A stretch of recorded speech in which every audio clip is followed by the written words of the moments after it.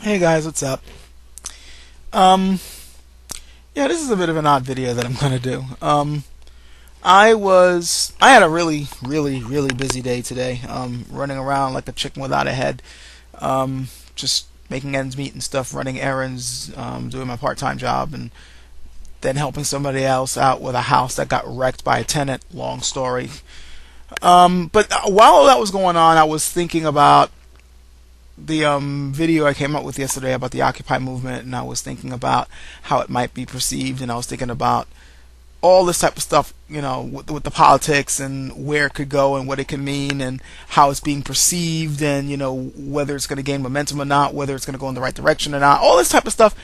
And then in the middle of all that, like toward the end of the night, I suddenly got, you know what?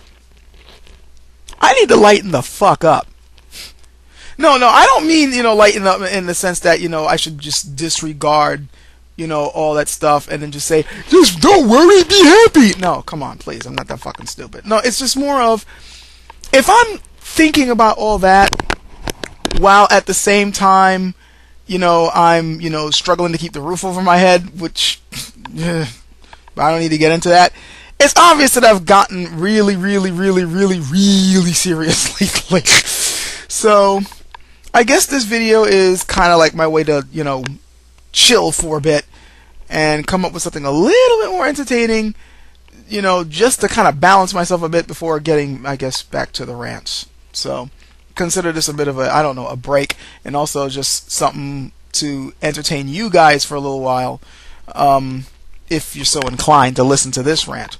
I know some of you guys, probably aren't interested in that type of thing, but if you are, then whatever. I call this little thing, as you can tell, guilty pleasure, because I decided to talk about one that I had. And before I was recording this, I was thinking, well, what could I call a guilty pleasure? What do I do that I consider to be a bit of a guilty pleasure? At first I was thinking, well, Diablo 2, but that's not a guilty pleasure, because Diablo 2 is awesome. There's nothing guilty about playing that freaking game. In fact, I'm probably going to be playing it right as soon as I finish turning this camera off. Trying to think of some other stuff. Couldn't really think of anything until an old joke popped in my head, and then I remembered an old guilty pleasure of mine, which it's sort of still a guilty pleasure. I can't technically, I guess you could say it's not, because I no longer have this movie to watch, but I still consider it such, because if I had the chance, I wouldn't have this movie up again. And this movie is Kung Pao. Yes, that movie is a guilty pleasure for me.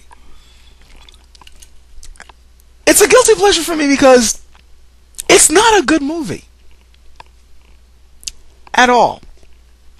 I know there's a lot of you guys who are fans of that film, major fans of it, and I won't deny it. It has a few laughs here and there. It's very silly, and it's very quotable if you're into that sort of thing. But it's not a good movie. I still remember the first time I finally saw it. The guy who showed it to me was a major freaking fan. My wife really enjoyed it. I got several laughs out of it, but upon repeated watchings, it started to annoy me. Maybe I was in a stuck-up phase at that point or something, but there was a lot about the film that just bothered me. For one thing, like I said, it's not that great a movie. It's not very well structured. And another thing, it's supposed to be a kung fu movie spoof. Now, I'm a kung fu movie nut, as some of you guys probably already either know or could probably figure out. And as somebody who's really enjoyed the martial arts movie genre, I can tell you there's some really horrible martial arts movies out there, and there's certain cliches that just cannot be avoided, being discussed when you happen to start talking about these sorts of movies. So I remember when Kung Pao was first coming out and I was hearing about it, I'm thinking, man, they're going to have a lot of fun putting this film together. I can only imagine some of the crazy ass freaking jokes I'm going to see. I was looking forward to it. Then I see it and I realize they didn't really take advantage of what they had. They call this a kung fu movie spoof, but it really isn't. It's just a goofy, lowbrow comedy, which is riding on the coattails of the fact that, it's spoofing a kung fu movie. But it's not doing it well. I mean, okay, they beat the whole, bad lip syncing, bad dubbing thing into the ground, but that's super obvious. They don't really get wacky with it. They don't talk about ridiculous kung fu styles. They sort of skirt around it, but they don't really get into it. They don't go into a lot of martial arts movies cliches that you tend to see in there. They don't really take advantage of the medium. I mean, come on. For those of you who've watched this film, you can't tell me it didn't bother you that there wasn't a single but still joke thrown in throughout the entire movie. And those of you who watch kung fu movies know exactly what I'm talking about when I say that. Not a single but still joke. Not one? Seriously? Somebody didn't do their research that they couldn't do a joke about that. Or the joke that just about anything can be an offense to start a life and death struggle. I remember a really long time ago, this very short-lived comedy sketch on Fox. This was a very long time ago. I really wish I could remember the name of the sketch.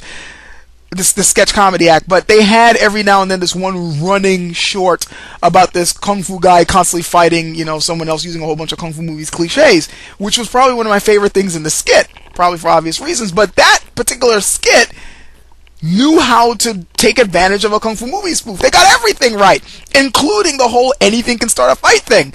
The one thing I remember, and I don't think I'll ever forget, is this one moment when the hero is in a restaurant and they always had the same villain.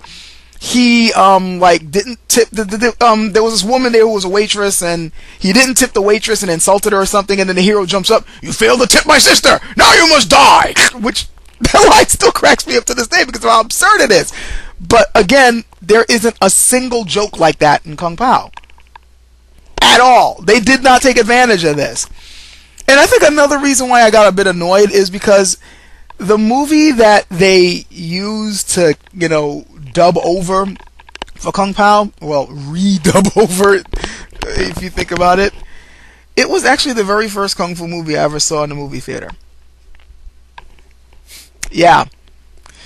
Very first film. I actually know that the movie behind it. I know the plot. I know the characters. I know what the story's about. It's a bit of a classic, sort of, if you know this sort of thing.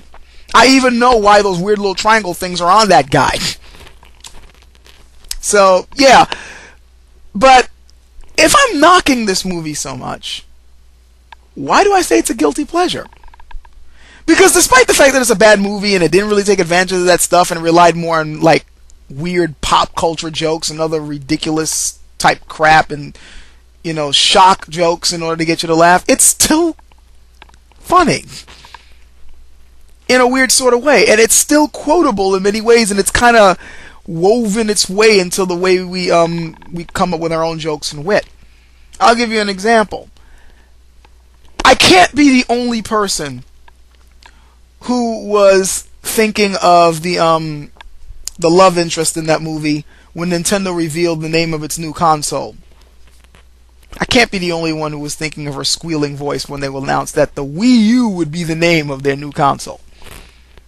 See, you guys are probably chuckling right now. You know what I'm talking about. And some of you guys probably already cracked that joke. The whole thing, "I'm bleeding, making me the victor." That's fucking hilarious, and it's one that I've quoted a couple of times before. There's a lot of really hilarious gags that every now and then makes me wish I still had a copy of the film. I had given it to my brother, and he lives in New York, so it's not going to be easy for me to go back and get it. But every now and then I find myself thinking back to that movie going, yeah, it was bad, but it was still fucking funny, and I kind of wish I had it now. Hell, I'd probably be watching it now. It'd be a bit of a stress reliever, considering. So, yeah. That's 9 minutes of your life wasted. Probably a little bit longer.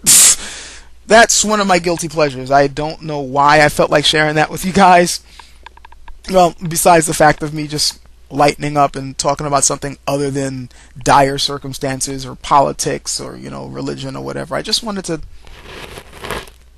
chill for a little bit and just share a goofy side of myself, and also at the same time still rant about something insignificant. It's just a dumbass freaking movie, but it is a goofy freaking movie, and I'm pretty sure a lot of you guys have your own little favorite moments of that film.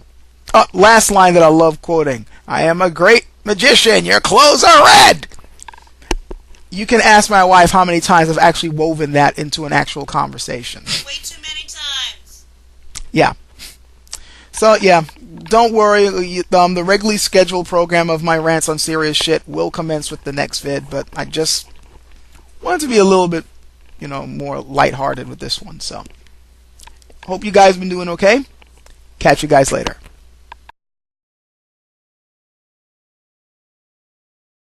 Oh, and while I am on the subject of more, fun things, any of you people check out the story that I've been posting up yet? The one that I put up links to before, the one I still have a link up to on my channel, sageworks@livejournal.com. Some people have checked it out. They seem to really like it, but I've noticed not too many people have been checking it out. Please, can you go and check it out? And if you like it, I wouldn't mind a bit of a tip or a donation or something, because, well, if I take a donation for that, then that means, I actually earned it because I wrote something and did work to earn it. And also, again, dire circumstances. But, actually, I would also appreciate if you liked it. You don't have to donate or tip, just tell other people to check it out. The more people that read it and give me criticisms of it, the more I'll know whether or not the story and my writing are good enough to actually pursue being published. And if my writing sucks, well, let me know, because then I need to know what to fix about my writing. The more people that read it and give me criticisms, the more I'll know what works and what doesn't work. So if you haven't checked it out yet, go check it out, please. It's for a good cause. It may help to keep me from being broke. And you may actually like the story. Several people seem to already do. But yeah, enough of that. Catch you guys later.